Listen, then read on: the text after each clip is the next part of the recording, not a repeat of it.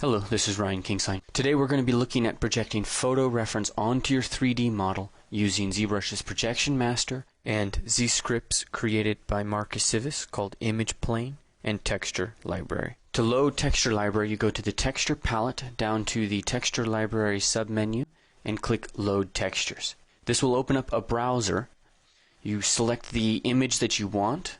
You can click the little magnifying glass to see a larger view of it in the left pane. And then just click the image itself to load it inside of ZBrush. So we're loading a side view, a 3/4 view, and a front view. First thing that we're going to do is to size the canvas to the size of the images. This way we get the very best pixel to pixel transfer. Now we're going to start with the side view, and we're just going to fill the background with it. So we select the side view in the texture palette and then press Texture, Crop, and Fill. Then we load our 3D model onto the canvas in the exact same layer and position it. We don't have to be precise here. We want to just establish a general placement because we are going to be stretching this texture around to fit the model. You might also want to go into the Transform palette and press dots. That way, anytime you rotate the model, it'll convert to a wireframe view to let you see the texture behind it. Okay, so we're going to clear the image from the background. We do that by pressing Control-N, or going up to Layer, pressing Clear. And now we're going to drop it into Projection Master with Colors on, Double-Sided on, and Fade on. Now we're going to select our side view image, and we're going to use another script by Marcus Civis called Image Plane. What this does is takes a 3D plane, sizes it to the exact size of your canvas, and puts the image on there as a texture. We turn RGB on, we set Z intensity to 0, and go into edit mode. Then we press the Move button and get in there and start to move, push, and pull points around. So here I'm adding more geometry so that there's more points to be pushing and pulling. Again, we're using a 3D plane to project our image onto our model. And we're just pushing and pulling, sizing things up, getting the wrinkles along the forehead all in the right position, kind of pushing and pulling the ears into each other to just to make sure that they're the best size and that everything is the best fit possible. Okay, so we're about done here. Just fine-tuning some of the crow's feet, some of the stuff around the nose, but we're really not going to worry too much about stuff around the nose and the eye area, just because we're going to be doing 3 different projections, 3/4 and a front view, and we're going to be able to pick and choose from each one of those views what we want to keep.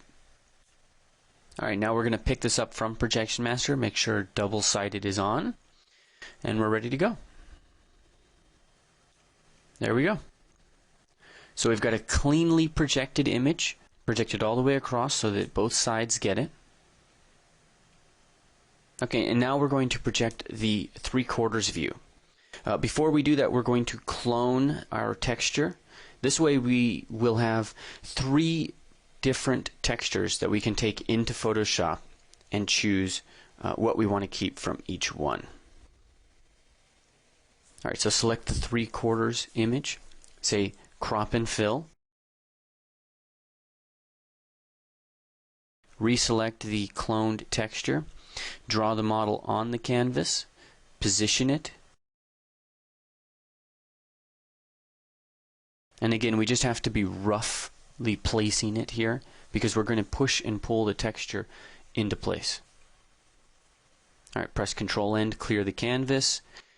Projection Master. Turn off double-sided. Then we select the 3/4 view, go into the Texture palette, and click the Image Plane script. Set our Z intensity to 0, turn RGB on, go into Edit mode, press the Move tool.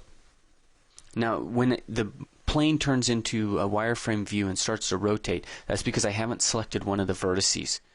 So all I've got to do is make sure that there's enough geometry in there so that I'm actually selecting the vertices themselves. Alright, now here we're just dragging the top of that ear down, getting the eye positioned, and we're only focusing on 1/2 of the model at this point. So I'm only going to worry about this eye. And then because I know my UVs are pretty much symmetrical, I'll just inside Photoshop flip that texture to the other side and fix it there. Now we're just adjusting the nose, putting the nasolabial fold into the correct place, lining up some of the wrinkles with the corner of the mouth. And again, there are certain things we're not worrying about. We're not really worrying too much about the tip of the nose. I'm not worrying too much about the forehead at this point. A lot of that's going to come from the front view projection. Alright, so turn off double-sided, pick up now, and there we go. So we go up into the texture palette, we press clone. So now we're essentially going to have 3 textures for this model. Okay, so now we're going to work on the front view. Select the front view in the texture palette and press crop and fill. Then select the last cloned texture. Draw your model on the canvas and position it. Now in this case the model has a slight tilt to the head, so we're going to have to just tilt her head back a bit. And I'm just lining up the eyes and either the nose or the mouth, it depends. But I'm going to be able to push and pull the texture around quite a bit to fit. Press Control N to clear what's on the canvas. Go into Projection Master, drop now, select the front view in the texture palette, go up to the texture palette and select the image plane script and say Load Image. Turn Z intensity to 0, select RGB, and go into Edit Mode.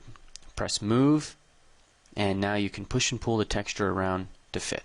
Again, this piece of geometry needs more resolution to it, so I'm going to press Control D and divide it.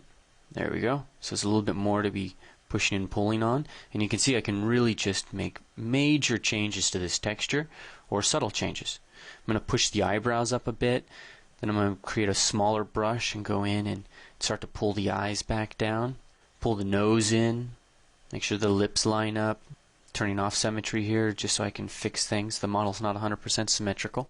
Now when we're working on the front view, we're not going to worry about things like the ears or the sides of the face because that's already been taken care of in the other projections. So we pick this model up out of Projection Master and we're good to go. We export that texture in Photoshop, we pull them all into one document and just start selecting what areas we want to keep from each projection.